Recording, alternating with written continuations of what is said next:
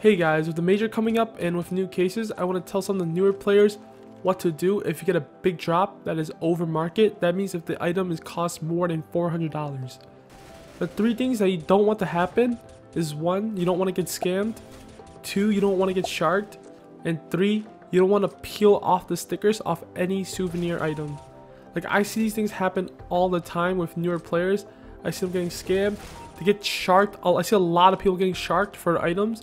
Like, that means you get downpaid a lot, by probably by half the value.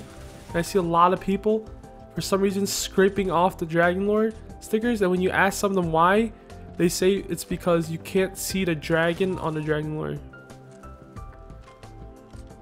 So what is getting sharked in CSGO? It is when someone comes in and who knows the value of your weapon and they buy it for under its real value. This happens when someone just unboxed a new knife or got a Dragon Lore drop.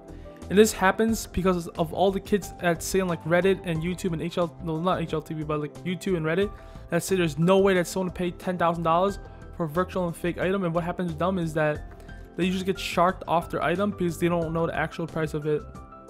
One example that I have seen is that when someone unboxed the 5th M9 Crimson Web Factory New Stat Track, my friend probably offered him around 5K in all these different type of items, but the guy ended up taking about 3K in items because he just wanted a Dragon Lore and a Stat Track Cow.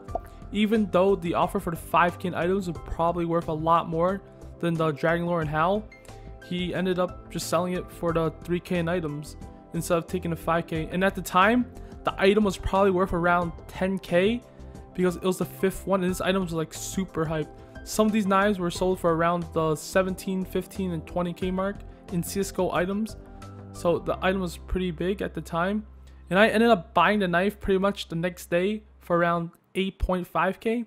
Because at that time, the knife was worth probably around 10K since it was going downwards because some people started duping them and there was getting more and more of them.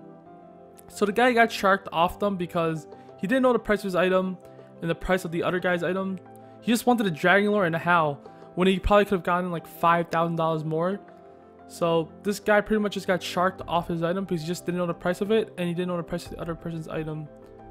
Another thing is some of the people who get these drops, they keep their items for way too long because they just want to see the new offers.